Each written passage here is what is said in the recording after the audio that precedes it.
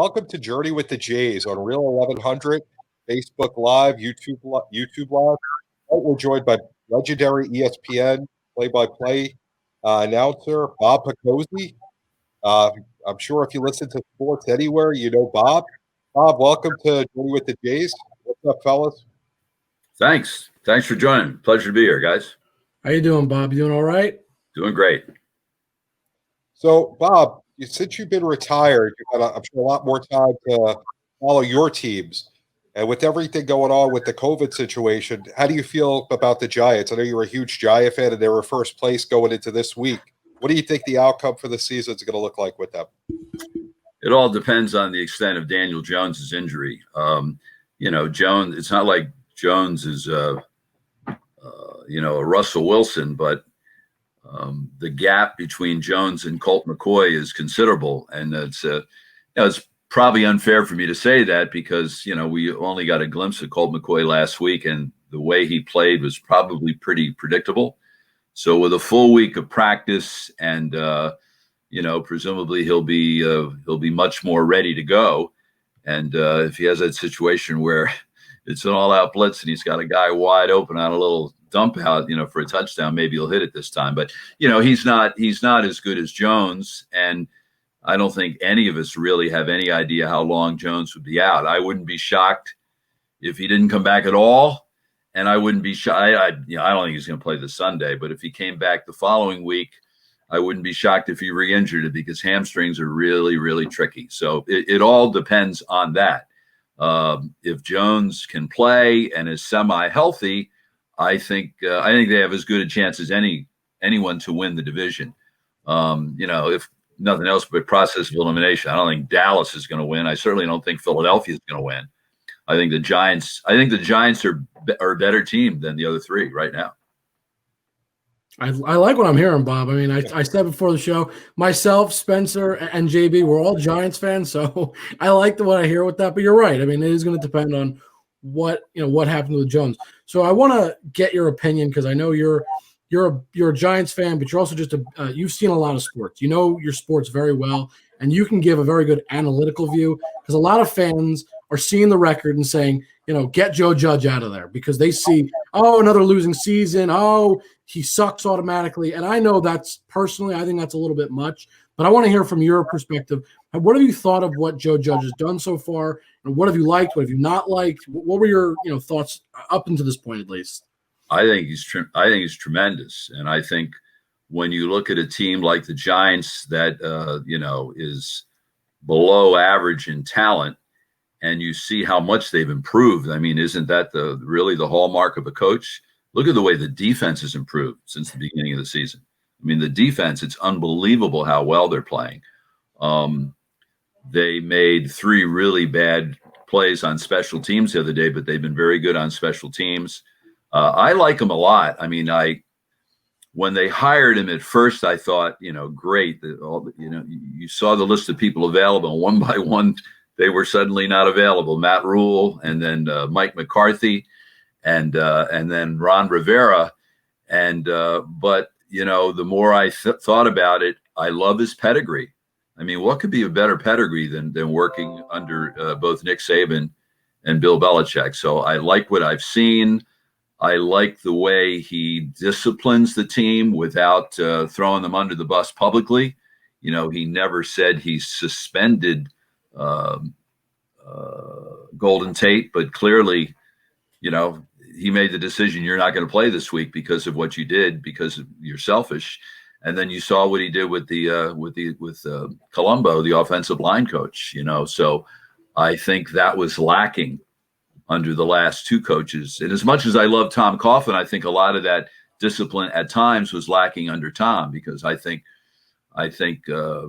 he didn't do a great job of reining in Odell Beckham Jr. I don't think anyone can really, but I like what I see. I think it's a fantastic hire, and I think anyone who thinks that he should go, doesn't know much about football.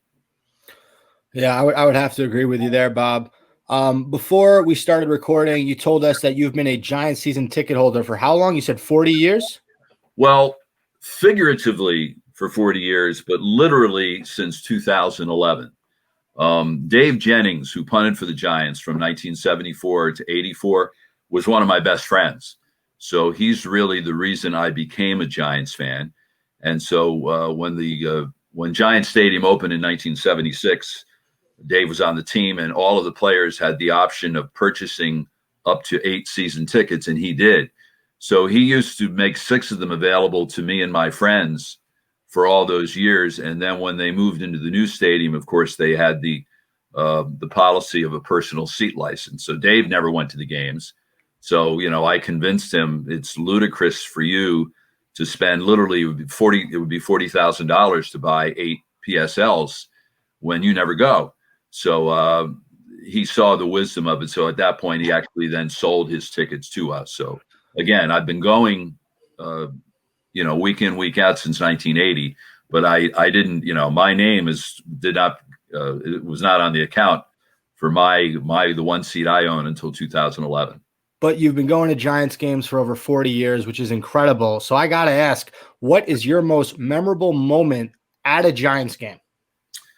Probably being there when they won the first Super Bowl, because the first one is always, all 4 of them were special because they all had a uniqueness to them. But there's nothing quite like the first one. I was a huge Phil Simms fan, and I was actually working and covering the first 2. So I was sitting in the auxiliary press area at the Rose Bowl, which is the most magnificent venue I've ever been to for football. The view, the scenery is just phenomenal. And to see Phil, on that big day shine the way he did and go 22 for 25, and the Giants, after kind of a sluggish first half, I find it interesting. And, I'm trying not to sound partisan here, but so many people, when they're talking about the great teams in history, they mention the 85 Bears. Well, the next year, the Giants lost one more game than the Bears did, and they were really a dominant team. In the postseason, they won 49-3, 17-0, and 39-20. So to see them cap off that dominance and to actually be there to witness it, I would say that would take a slight edge over the next Super Bowl, which I was also present for in Tampa. And that was unique because, the Giants were certainly a severe underdog, and they went up. I think Buffalo scored 51 points the week before in the AFC Championship game. And remember, there was only 1 week between the conference championship games and the Super Bowl that year. So 1 week after Buffalo scored 51, Bill Belichick comes out with a plan where essentially they played 2 defensive linemen all day. And they were willing to let the Bills run the ball and just take away, kind of a contained defense. And that was such a thrilling game to go right down to the wire. So I guess those 2 would stand out above the rest. Those both sound awesome, and I can only envy for the moment. One day I hope to be at a Giants Super Bowl, let alone multiple. I have one more question regarding the Giants, and I think we're going to move on after that. But I got to ask, it's one of the biggest questions in the past 5 years related to the Giants. Is Eli Manning a Hall of Famer? Oh, I think so. Yeah, absolutely. I think so. I think it's a no-brainer. I find it amusing when people say, well, all he did was win 2 Super Bowls. First of all, not that many guys did it. And how many guys have been the MVPs of 2 or more Super Bowls? Only a couple. But when he retired, he was like top 6, top 7, or top 8 in the 3 most important passing categories for his career. Touchdown passes, passing yard, and completion. So how can you say he never did anything? So I think he would. And especially that first Super Bowl, for them, they had to win. They had to win 4 games, 3 games on the road and 1 at a neutral site. And in the last one, they had to beat a team that was 18-0, going for history. And and he wasn't just a guy that rode along on the back of the bus. He took the team the length of the field. And Patriots fans called Tyree's catch a lucky one. Now, I think that'd be a lucky catch if I did it. Athletes. Eli, is amazing. He's not known for his elusiveness, but he managed to avoid the sack. And as soon as he did, what did he do? He looked downfield, he saw Tyree, and he threw the ball right to him. I mean, the pass was a little high, but I mean, Patriots fans would lead you to believe like it was a punt. He threw the ball right to him, and he jumped up and he made this great catch, and then he finished the drive with the touchdown pass to Burris, and then he did it again 4 years later. He took them. That was a 90+ yard drive, was it not? Sure was. So I mean, that's it's just silly when I hear people say that. I mean, his critics will point out. His touchdown to interception ratio. His touchdown to interception ratio is far superior than a bunch of guys who are in the Hall of Fame, including my all-time favorite player, Johnny Unitas. It's better than Terry Bradshaw's. It's better than Joe Namath's. It's better than John Elway's. So I think it's a no-brainer that he'll get in. Bob, I want to transition over to college women's basketball. You called UConn games for a long time, and I just wanted to ask you, what was it like being around such a dominant program, and what do you think were some of the secrets to their sustained success at UConn? Well, he did a great job. He and his staff of always getting great players. That always helps. But I actually think Gino Auriemma is a greater coach than people give him credit for because of what he does with that talent. And because I did their games, their local TV package for 13 years, and then I did a lot of their games for ESPN also, including in a couple of NCAA tournaments, including a 101-29 win in the opening round of the NCAA tournament in 2001 over LIU. But he's, because of the position I had the opportunity to go to practice, and practices are not open. And to see him at practice is unbelievable, to see, what a teacher he is. And so they would try to strive for perfection on every possession in the whole game. They would try to make the perfect screen, the perfect cut, the perfect pass, the perfect shot, then go down and play defense and try to prevent the team from scoring, and then try to repeat it. So they try to do that for 40 minutes. And of course, nobody's ever been able to do it for 40 minutes, but to see them do it, and the way they would play and ignore the score. And I remember one time they were playing, and I did the game. They're playing in the second round in 2008, and they're playing Texas, and Gail Gestencourse, the former coach who did a great job at Duke, not such a great job at Texas. They're in the huddle, and ESPN had a microphone near the huddle, and you could hear her say, "They're beating us by 30, and they're playing harder than we are." And that's kind of the way. I mean, UConn never got out hustled or outplayed. Now, in fairness, I didn't get to do the best games because the best games were on national TV. Right. So, I only did one regular season UConn Notre Dame game in those 13 years. I did a couple of them in the conference tournament. So I didn't get to do any of the Tennessee games. Didn't get to do any of their games against Stanford. So I did a lot of blowouts. And so in the 13 years of the local TV package, I probably did about 200 games, and they lost one. And they lost in 2005. Amazing. They lost at home to Michigan State, a team which went on to the NCAA finals that year and lost to Baylor. And my broadcast partner and we weren't surprised. We thought they would lose because Michigan State was better. But those were during those 3 dark years, the years between Diana Taurasi and Maya Moore. So, but it was, if you like to see basketball played at its highest level, even if you're only seeing one team do it in the game you're doing, you have to enjoy seeing them play. I mean, I did Maya Moore's games for 4 years and Diana Taurasi's games for 4 years, and it was just a thrill to have that great seat at courtside to do it. I cannot imagine how mad they were after that loss. I mean, you're used to winning every single basketball game you've ever played in college, and all of a sudden you drop one. That's got to be a blow to the head. But the problem is they just weren't that good in those years. They really weren't. So as I said, it wasn't a surprise at all. But probably when Taurasi was on a great team when she was a sophomore. She was on a team with 4 seniors who were among the first 6 players picked in the NBA WNBA draft, and they went undefeated that year. But the next 2 years, she had, relatively speaking, very little help. I mean, if the second best player on the team in those 3 years was probably a woman named Ann Strother, who, you guys probably never even heard of. So that is a true tribute to Taurasi's greatness, that she was able to just put the team on her back and win championships again in her junior and senior year, when she was not surrounded by the great talent that, most of those UConn teams had. Right. I had one more question for you, and then I'll turn it over to Jon and JB. But I just wanted to personally know, Bob, you've been calling games for a while. I mean, what is your most memorable call during play-by-play?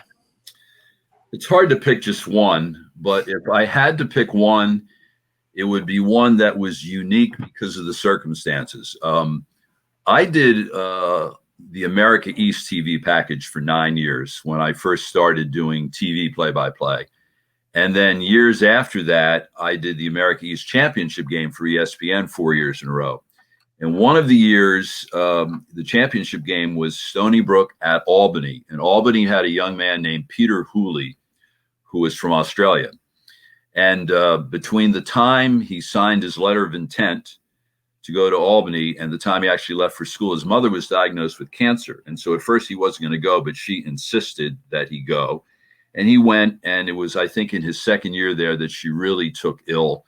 And his dad said, it's probably time for you to come home. And so he went home, and he was gone for like about 3 weeks. And he really sat at her bedside, the whole time for like about 16 days, and was there when she passed away. And then when he went back to Albany, his dad and sister went with him because they figured that he would need that support system. But they wound up staying only a couple of days, and they saw he had a great support system. He had another family at Albany, his teammates. So that's all the backdrop. And so he told his coach that he didn't want his coach to put him back in the starting lineup, that the young man who had been starting instead of him while he was away deserved to start. And in the championship game against Stony Brook, he made a 3-pointer with 3 seconds left to win the conference tournament. And of course, the America East is a 1-bid league. You win the conference tournament, you get the automatic bid. And, there's not a large berth for another team in the America East. So, and it was at home, and the place went crazy, and they stormed the floor, and someone had an Australian flag. And I did the game with Tim Welsh. And when Tim was interviewing him after the game, he's got the Australian flag around his shoulder. And I think I did a pretty good job of setting the scene. We mentioned it at the top of the broadcast, and then when he made the shot, I quickly summed up why this was so. That was probably more memorable than anything, again, because of the unique circumstance. I mean, it was one of those days. The America East Championship game is always played on that day before Selection Sunday. It's the day when there are something like 15, 18 conference championship games that day, most of them on ESPN. And it's always the first one of the day. It starts at 11:30 a.m. Eastern time. And they probably replayed that shot, over and over again, at halftime and between games of all the other conference games for the rest of the day, more than anything else, because again, it was there was such a great storyline. I mean, the best thing about sports, guys, are storylines. And that was kind of the classic storyline. No, that was awesome. I remember that. I remember seeing that. I don't remember the call per se, but I do remember the story. I do remember the emotion on his face. And wow, what an amazing moment in college basketball history, and for that young man's life to be a part of. Yeah, indeed it was. So I would say I'd pick that one. I mean, when I was in college, I went to Seton Hall because of the reputation of the campus radio station, because I wanted to be a play-by-play announcer. And it was the best decision I ever made, because that's where I learned how to do play-by-play. And when I was a senior, Seton Hall used to play a couple of games a year at the Garden. You can imagine the thrill it is to do a game at the Garden when you're a kid from Jersey and you're in college. And so they played Harvard at Madison Square Garden. It was only the third game of the year, senior year. And for some reason, Harvard was ranked 18th in the country, although in hindsight, they didn't deserve to be. I would say you'll never guess who their best player was, because I know you would never guess who it is. A guy named James Brown, as in James Brown of CBS Sports in the NFL studio show. He was the best player. He was a terrific high school and college. Oh, wow. And Seton Hall won the game by 1 on a tip-in at the buzzer, and I lost my mind.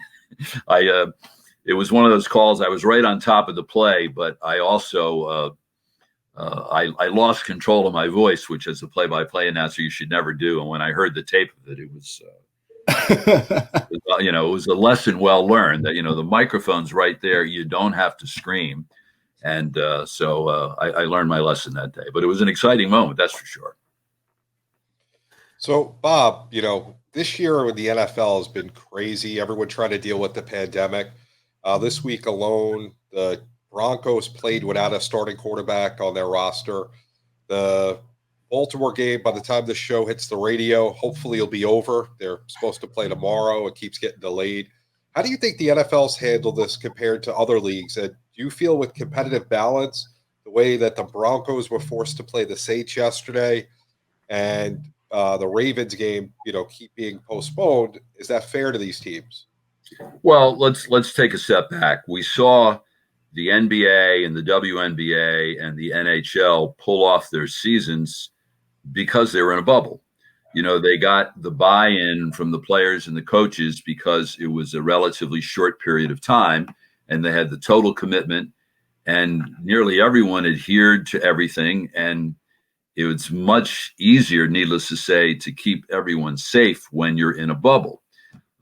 Baseball did not do that. It was probably, a lot harder to do that when you have 30 teams and they're playing a 60-game season. And, look at all the issues we had at times during the season, with the Cardinals and the Marlins. And, so baseball played the postseason in the bubble and they pulled that off. Well, the NFL's not playing in a bubble. So I think the protocols are set up very well. And I think what we've seen happen was probably very predictable, that there's no way you're going to avoid some positive tests. Now, the specific thing you asked about the way the league has handled Denver, it's my understanding they did that because Denver broke protocol. They obviously broke protocol. There was one guy who tested positive, and then he's in a meeting room with other guys who, weren't wearing masks. And they all had to be, put on the list, to be isolated. So the league felt that they didn't deserve the opportunity to postpone. Whereas that's not the issue with Baltimore. It's just an outbreak. And I don't think anyone feels that it's anyone's fault with Baltimore. So, I mean, I think that's the difference. They want to get all the games in. And, you saw how the snowball effect that the multiple postponement of this one game has had on the schedule for next week and even the week after that. You saw next week, there's no Thursday night game. This week, actually, there's no Thursday night game. And they're playing 2 games on Monday on 2 different networks, and then they're playing another game on Tuesday. So I think the league's done a pretty good job. To tell you the truth, when this whole thing started, I thought they were nuts, that they would never be able to pull this off. And I've been wrong. Now, I will say, I don't think college basketball is going to be able to pull it off. I think you're going to have stoppages all over the place. And it's already happened with my alma mater. And I live here in Connecticut. It's happened to UConn. And I don't see how they're going to get to the finish line in college basketball because they're not playing in a bubble and they're traveling. And I just think that it's going to be impossible. And then plus the nature of the sport. You're breathing on guys for 40 minutes. At least in football, it's not quite as apparent. You have the helmets and you have a little bit of protection. Basketball, you have no protection. So I think I have grave doubts. I think Pitino was probably right. Push back the start of the season and, to save the season and, have May Madness instead. So I don't think the vaccine's not going to get here soon enough to have the positive impact. And I mean, college basketball players should be the last guys to get it, who's getting it first, the frontline workers, as they should, and people in nursing homes and things like that. But, people who are between the ages of 18 and 22 are probably going to be the last ones to get it, and rightfully so. I want to stick with the NFL narrative here. I don't know about you guys, but I watched Patrick Mahomes just dismantle the Tampa Bay Buccaneers on what I think we all thought was going to be a much more competitive game last Sunday. Bob, I'll start with you. I mean, the Mahomes to Tyreek Hill connection was on point Sunday. Are they destined to be one of the best quarterback to receiver combos of all time? Well, if they can keep it up, they certainly are the best now. The true test is, can you do it over a period of time? So when you think of the great ones, you think of, Montana and Rice, Steve Young and Rice, Peyton Manning and Marvin Harrison, going back to my youth living in Baltimore, Johnny Unitas and Raymond Berry. So, you have to keep it up, have to stay healthy. But Mahomes is unbelievable. I mean, I'm not sure. I don't think I've ever seen a quarterback as good as he is, as this early in his career. The only one I can think of would be Dan Marino. Dan Marino was great right from the get-go with Miami, but all the other guys struggle because it's a tough position to play. Right. But he's right place, right time, right coach, and all those things, right talent surrounding him. But he is just incredible. So I think it's pretty obvious. I think Kansas City and Pittsburgh are the two best teams in the league, and I just think it's going to be difficult if they stay healthy for anyone to outscore the Chiefs, in a game like come playoff time. So, my pick would be for the Chiefs to win it all. I'm with Bob on that one. If they're healthy, they're going to be the best combo. And I think, yes, part of it is Tyreek Hill, because we all can agree Tyreek Hill is an incredible receiver. But, Bob was just, raving about Patrick Mahomes. He's right. I honestly think Patrick Mahomes could make anybody look that great. He's got that talent that when a great player is playing, they elevate their team around him. That's just what a great leader and a great player does. And it's not to take anything from Tyreek Hill, because like I said, I think he is great.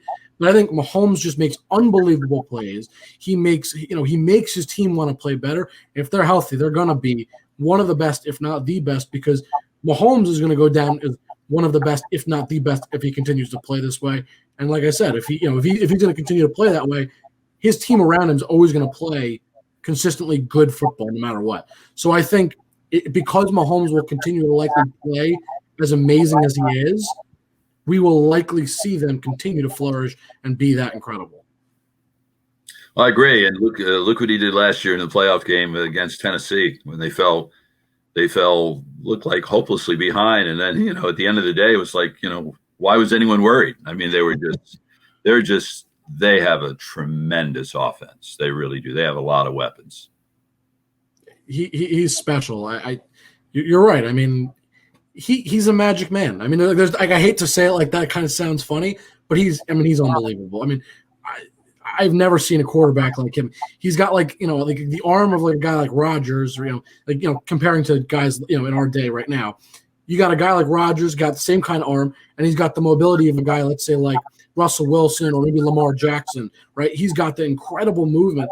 He's unbelievable. I mean, he honestly, when he's on the field, we mentioned the Giants before. We talked about how Eli Manning was not mobile, right? We had that one amazing play in the Super Bowl. It's like what Patrick Mahomes does every play. Like, he's just that special. He's got that kind of ability to him that he can make those special plays any given moment, which is why he's so fun to watch, and why I said that he's going to go down as one of the greatest, and why that connection will keep going. Yep. And he has a great coach for the type of offense they run with Andy Reid. It was like a perfect combination. I mean, a lot of people, Bear fans, I'm sure if we had Jacob on, he would say, the Bears passed on him, and when you look at it, he probably wouldn't be the same player if he didn't have Andy Reid. So you got to give Andy Reid a lot of credit. A lot of people before the Super Bowl didn't give Andy a lot of the credit, but just between him, the offensive mastermind, and working with Mahomes' talent, it's a dynamic combination. Yeah, it is. I mean, it's all about being right place, right time. I mean, I can't remember how many guys were drafted ahead of Tom Brady. And so, would Brady be as great as he was if he wasn't hooked up with Belichick, and vice versa? So, it's just the right, just the special talent, and he's in the right place with the right coach, someone who obviously is renowned for his offensive creativity, Andy Reid. The one thing that nobody talks about with the Kansas City Chiefs, I think there's an X factor that nobody talks about. I think the guy that keeps them afloat is Chris Jones along the defensive line. I think without Chris Jones, and as great as Patrick Mahomes is, I don't think that team gets to that Super Bowl last year if Chris Jones isn't healthy, because that guy really clogs up the middle and he does so much on that defense. Chris Jones is such an important factor to that team. When he's hurt and out, that team's completely different. They give up so much up the middle. He's such a fantastic player. That's why they paid him. So that's just, to me, a guy that nobody talks about, that is really an unsung hero of that Kansas City. Pretty good tight end too, Mr. Kelsey. I also want to. I don't want to mull over the Tyreek Hill celebration on the sideline, paying a little homage to Shannon Sharp. I thought that was fantastic. JB, did you like that? Call, send for help. Right. You gotta love it. I mean, the Chiefs are just a fun team. You got football like that is just fun. It's so different that, 4 out of the 5 of us here right now are huge Giant fans. Back in the 80s when we won the first Super Bowl, it was all defense and running. That was the game. Now, it's run and shoot almost, spread the field, throw the ball. How many points can you score? Can we put up 50? It's such a different game. Well, don't forget the year the Giants won the Super Bowl in their playoff games, they scored 49 points in the first game and 39 in the Super Bowl. So they were pretty good on offense, but it certainly didn't have the firepower that the Chiefs had. And, but again, part of it is the weather, the element. You playing your games at the Meadowlands, where you're going to have a lot of cold days late in the season, and also it's believe me, as someone who's been tailgating for 40 years at the Meadowlands, it's windy in July. It's just warm and windy in July. So there is an art to throwing the football accurately in that stadium in the wind, and Sims really mastered that.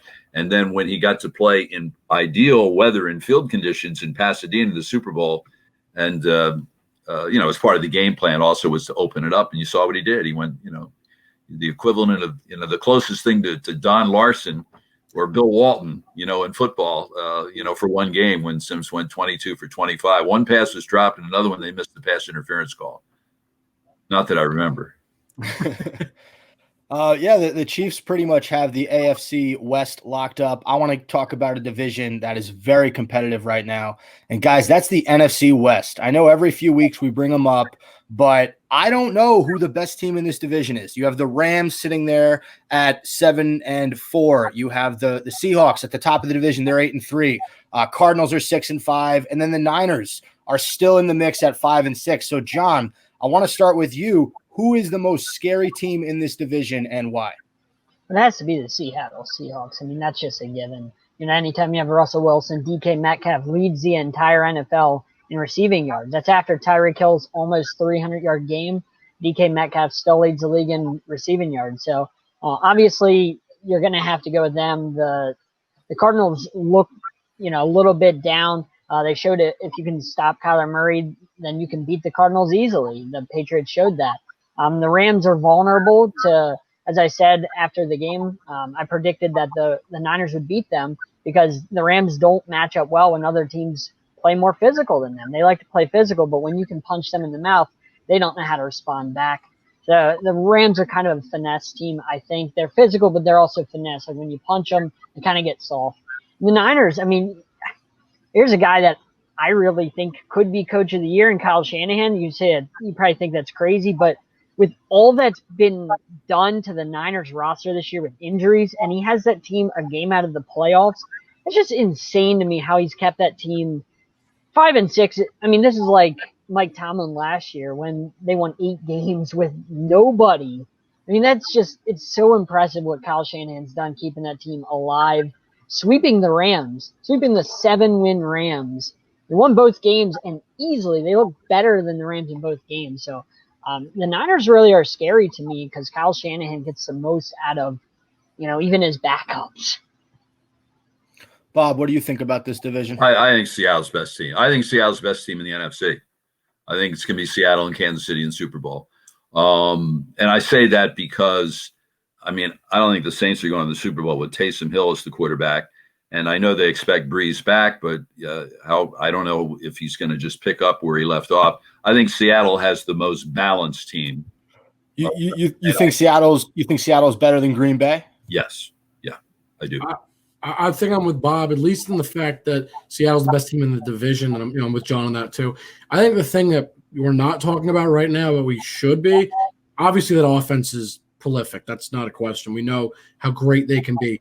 But over the past 3 weeks, the defense has played better. I mean, that's why I'm picking them, not because their offense is the best. While I do think their offense is incredible, their defense is picking it up. I mean, they haven't played – slouch teams. I mean, they kept the Cardinals to 21 points.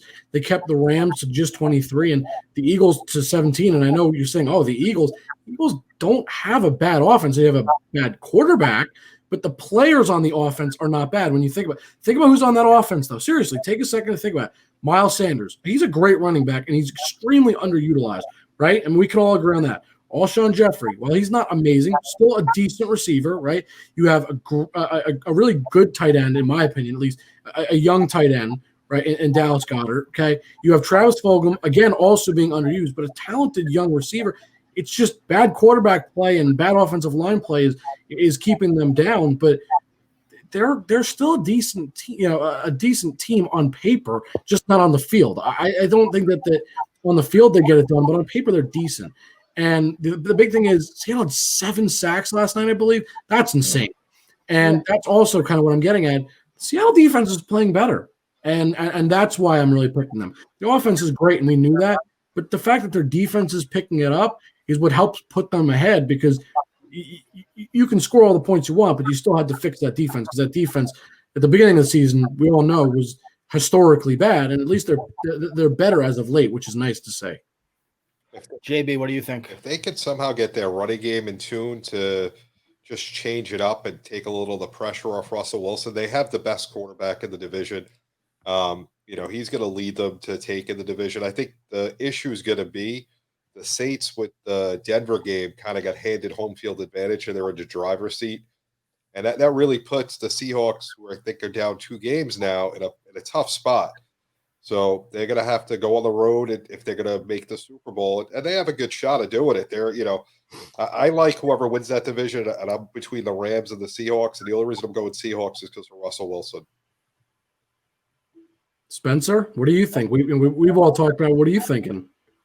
It's the Seahawks right now, but not by a large margin. I don't think that they're that much better than the Rams. I don't think that they're that much better than the Cardinals. I think that they'll beat the Giants this week, but I think the Giants will cover the 10-point spread. So for all you gamblers out there, I do think that it's going to be a close game. I think Seattle should beat them with Colt McCoy playing, but I'm still not convinced. I mean, Jake, I appreciate you trying to make the Eagles out as a viable NFL team. They're not. They're atrocious. I wouldn't call them viable. Again, on paper, they're decent. I mean, is the word.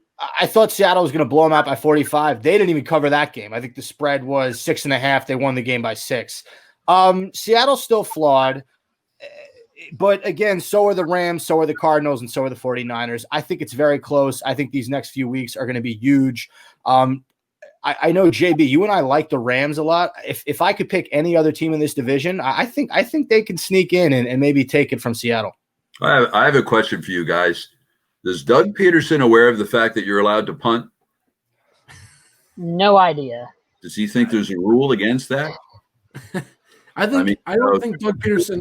There's a difference between having guts and going for it on 4th down and just being flat out stupid. What about when they were down 11? Yard line, and when they were down 11, it wasn't 4th and 1, it was 4th and 4, and you need a touchdown, a 2-point conversion, and a field goal. Fourth, you're just statistically, you look at your chances of winning are much greater if you kick a very makeable field goal and then try to get the touchdown at another possession, instead of coming up and trying to convert a 4th and 4. I think Doug Peterson doesn't realize 2 things. First of all, I think you're right that he doesn't realize you can punt. And the other thing I think he doesn't realize is you can run the ball more times with Miles Sanders than you do. I just talked about him. Okay, they ran the ball 6 times with Miles Sanders. 6. Carson Wentz ran 5 times. your quarterback should not be running as many times as your running back. And Miles Sanders, a great running back, he really is, just, again, underutilized. I'm not sure what goes through Doug's head, but I'd love to ask him, like, what are the play calls that you make, and where are you getting your decisions? Because Bob, I also agree with you. I'm not so sure about the punting. Not doing that. Not quite sure I understand that. That's because he's too busy playing PlayStation, Madden, where you go for it no matter what. When you play with your friend on a Saturday night because there's nothing else going on, everyone's home, and you got that tough game against your friend who you always beat, and it's like 27-2. You're just gonna go. It doesn't matter. But Doug Peterson, you got to punt. Bob, are Carson Wentz is also heading in the wrong direction, fellas. So I was about to ask you, are you surprised that Peterson has not gone to Jalen Hurts yet and he's stuck with Carson Wentz? Because it appears, I think Peterson's going to put his job on the line for Carson Wentz. I don't think Hurts is an NFL quarterback. Now, it might be unfair for me to say that because we haven't seen enough of him, but I saw him play a lot in college, and I just don't think – I think the way they utilize him is his strength. I don't see him as a drop back passer. I don't think he has the skill set like a Kyler Murray, who has or Lamar Jackson, guys who are elusive and dangerous and are a real threat to gain yardage by running the ball. I don't think he can pass like they can. So I don't know if I would make that move, but I don't know if it's coaching. All I know is he's not getting better. And, when you're a young quarterback, you're supposed to be getting better. I mean, I think we would all agree Daniel Jones is getting better. He's now gone 3 straight weeks without turning the ball over, which, doesn't seem like much. But, when you look at how frequently he turned the ball over before that, and I think a lot of that is coaching. You have to drill, learn to throw the ball away, learn to live, what's the expression? Learn to live another day. But Wentz, he's heading in the wrong direction. He's not getting better, and that's a real problem, particularly in that town. Someone had a great point last night. Thank God the Eagles. I don't mean to make light of the pandemic, but the Eagles are very fortunate that fans aren't allowed at the games. Because can you imagine how that crowd would have been last night? Well, they're very fortunate for their own safety. Right. Because there's nothing, no crowd can quite turn on a home team quite like one of the great thrills of my life was in 1981. The Giants made the playoffs for the first time in 18 years, and they played the Eagles in a wild card game. So it's not that far from here. So my buddy and I, we got tickets from my friend Dave Jennings, who was still on the team, and we drove down there. The Giants got a touchdown, and they got a field goal. And after the field goal on the next kickoff, it was pouring rain, and they had a guy named Wally Henry returning kicks, and he dropped the kickoff at the 4-yard line, and he fell down. And then when he went to get up to try to pick it up, he fell down again. And then instead of falling on it, he tried to pick it up. And by then, 3 Giants who had like 55 yards of momentum hit him, and the ball went rolling into the end zone, and Mark Haynes fell on in the end zone on the last play of the quarter. And with no time left on the scoreboard, Joe Danello kicked the extra point, and it made it 20-0, and 60,000 people were booing. And like my buddy and I are looking at each other like, this is great, So, I mean, there's nothing quite like no crowd can turn on their own like Philadelphia. I mean, the Philadelphia fans are great when the team's going great. But when they're not, and when their expectations are high, in this division, they certainly seem like the best team on paper going in. And for them to be 3-7-1 and going in the wrong direction, and their quarterback play like that, it's not good. I have a question, since we're talking Eagles and you're a Giants fan, and you talked a lot about memories you've had. What was it like, the miracle at the Meadowlands? Well, I guess both. I mean, I know it's painful, but there's been 2 with Herm and Deshaun Jackson. I wasn't there for either of them. As I started going in 1980, the Miracle on the Meadowlands was in 78. I had just started in local TV. I worked for 19 years as a local TV sports anchor, and I was the weekend sports anchor. So I saw that play. in the newsroom. It was like about 2 hours before I was going on the air, so I wasn't there for that one. And the other one is I always say I think everybody in life is good at one thing, and probably the only thing I'm good at is taping games that I am unable to see live and successfully avoiding finding out anything about the game in this era of technology. No one's better at that than I am. So that is a superpower. I was doing play-by-play of a women's college basketball game at Madison Square Garden that day in the Maggie Dixon Classic, so I couldn't go to the game. I mean, I made the decision a long time ago. I really can't say no and give up an opportunity to go do a game and be paid to do it so that I can pay to go see a game. It's not good commerce. So I couldn't go to the game, but I was taping it. And I was at the train station to take the train home. And, I'm not always successful at avoiding information about the game. And there were two women that were just chatting. And one of them, we're looking up, we're waiting for them to post the track on the big board at Penn Station in New York. And all of a sudden, one woman says to the other one, "Can you believe the Giants lost that game?" So, if I knew that, I'm not going to go home and watch it if I knew they lost. So once I got on the train, I fired up my laptop. And when I saw the way they lost, and I thought, oh, my God, if I didn't find out that they had lost, I would have taken the train home and I probably would have eaten dinner. And then I would have been sitting down, anticipating for hours to watch the game and to see them get off to that big lead and to see them lose that way. I mean, that had to be, at least in 78, they stunk. They created ways to lose that year. So as shocking as that loss was, the miracle of the Meadowlands, the one with Deshaun Jackson was probably worse because the Giants had a huge lead in that game. So I managed to miss those two. Unfortunately, I was there for a lot of not so good moments also. John, thanks for bringing that up because the three other Giants fans, we'd love to hear about that. Really. All right. No problem. All right, that does it for football. JB, do you have anything for us in the NBA? So just looking over the power rankings, we talked last week, since we're in Atlanta, the Hawks moved up to 16th in the NBA. And, when you break it down by conference, 8th. So what are your guys' thoughts based on the moves that they've made so far? And how do you see them? Do you see them as a playoff team for next season? We'll start with you, Spencer. Yeah, adding Bogdanovich is huge. You give another scorer next to Trae Young. A lot of young guys on this team still, but I liked their acquisition of Clint Capella. I think last year they were a good team. They were a hard. They were not a team that you wanted to face towards the end of the season, but they were not a playoff team. I think by adding Bogdanovich, making some of the other moves, drafting. Oh God, I'm gonna butcher his name, Christian Ngankwe, I think, something along those lines. I just think that they're poised. They're going to be whoever was the 7th or 8th seed. I think it was the Magic, right? The Magic were the 8th seed. Yeah, they're going to take their spot this year. I like what the Hawks have done a lot, and I think Trae Young is just going to continue to be incredible for that team. What about you, Jake? Yeah, I agree.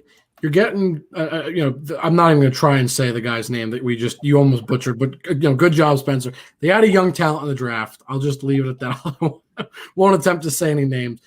Trae Young is a great, young star, and the team's only going to get better. It's as simple as that. That team is trending upwards, and you just said Orlando's not doing much. They'll take that spot. Are they going to be, are they going to make a lot of noise? I'm going to be honest. I don't think so. There's obviously teams that are, better than them, but are they a playoff team? Yeah, absolutely. Bob, what do you think? Total transparency.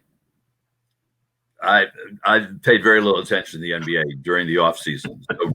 I realized the season's right around the corner, and I can't believe it's right around the corner. They finished playing, didn't they? I'm a big Celtics fan, so it hasn't been a very good offseason for us. I certainly don't think the Celtics should have paid Gordon Hayward $120 million for 4 years, but I'm very sorry to see him go because I think he's a terrific player, and I think his loss is going to hurt them. And then the news in the last 24 hours is Kemba Walker's knee still isn't right. He's going to have some stem cell treatment, and they say he's going to be out until January. Of course, depends when in January. The season's not starting until December 22nd. But I mean, no Hayward, and then Walker hurt his knee before the pandemic, and it was still bothering him after the pandemic. So I pay attention to my team, but I'm really not up on all. I mean, there's so many roster moves. So I'm in the middle of the NFL and college football, and it's starting to follow my Seton Hall Pirates in college basketball. So the NBA is nowhere near.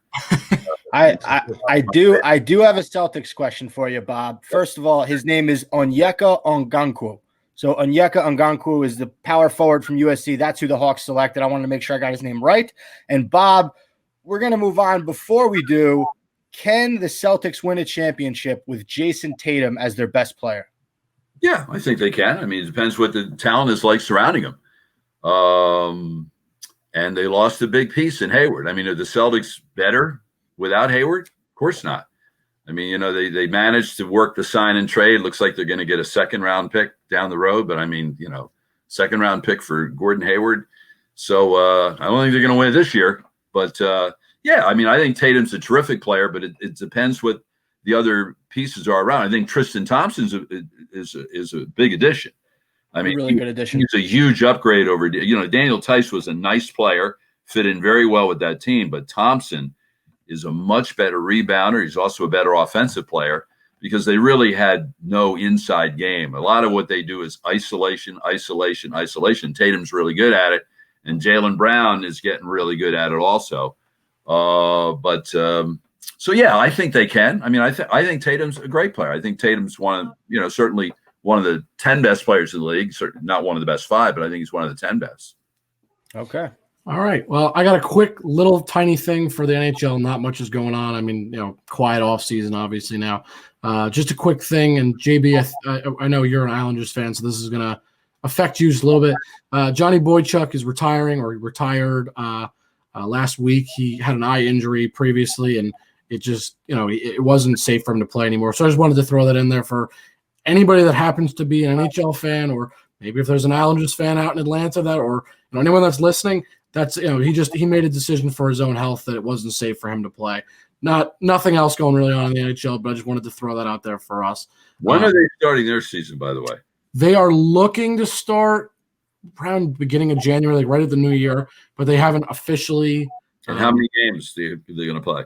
They're still not sure. They're looking at probably 60 to 70, somewhere in that range, but they're just we haven't told Gary Bettman yet. Usually what happens, our show comes out the next day. They make an announcement. Like we said, they should try the bubble in like small cities. The next day, Gary Bettman announced that they're thinking about doing it. So we'll decide on the amount of games hopefully next week for them. Well, again, as I said before, the NBA and NHL, they pulled it off because they played in a bubble. The NHL just played the postseason there. The NBA had 8 regular season games and then the whole playoffs. Right. A different story to try to squeeze the whole season in that many games and no bubble, and the pandemic's worse. It's far worse. And again, the vaccine, is going to be the panacea, but it's not going to be the panacea by December 22nd. So right. I think they're in for a rude awakening, trying to play a whole. So the NBA is going to, 72 games? I don't know how they're going to do it. I think what we had said, what our suggestion was like hub cities, and I think the NHL kind of announced that.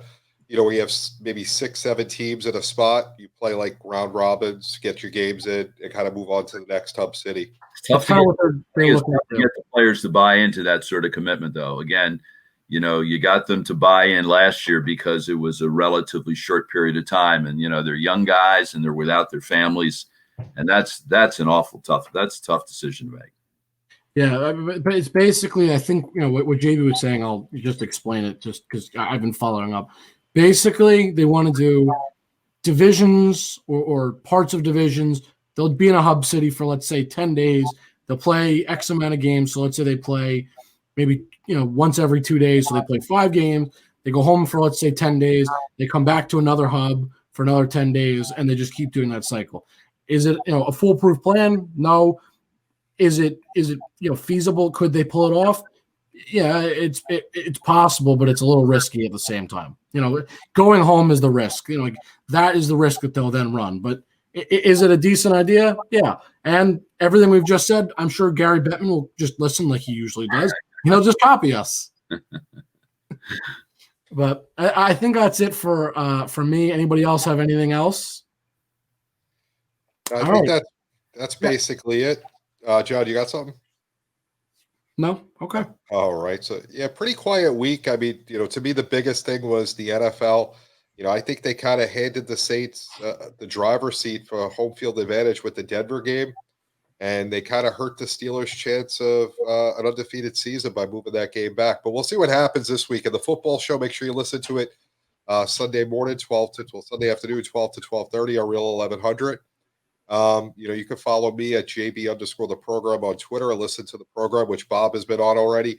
Spenser, where can people follow you? You can find me on Twitter at Mr. Saw42. You can listen to the Last Resort podcast on Apple and Spotify, as well as Fireside Nets with Spen and Nick on Apple and Spotify. You guys can find me on Twitter at Jake_Malik. If you guys want to, if there are more Giants fans out there, you want to listen to me talk more about the Giants, you can look me up on YouTube, on Apple Podcasts, all the places you get that stuff. Scouting Giants, that's where you can find me. John?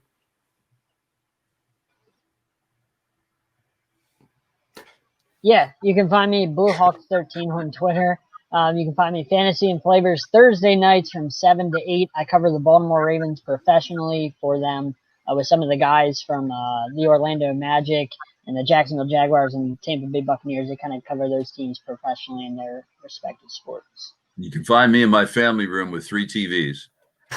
Oh, I love it. We were buying furniture for the room, and the salesman said, "Why do you have 3 TVs in your family room?" And I said, "Because 4 won't fit."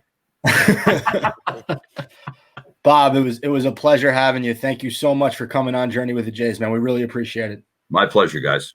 Thank you so much, Bob. And you guys can listen to us on Real 1100s Thursdays from 6 to 7. YouTube and Facebook Live Tuesday nights. I want to give big thanks to Mark Berry, AMG Music, the Heater app, which provides all our lines for the NFL show, wherever we talk lines. Big thanks to everybody. Have a great night, and we'll see you next week. Bye, guys.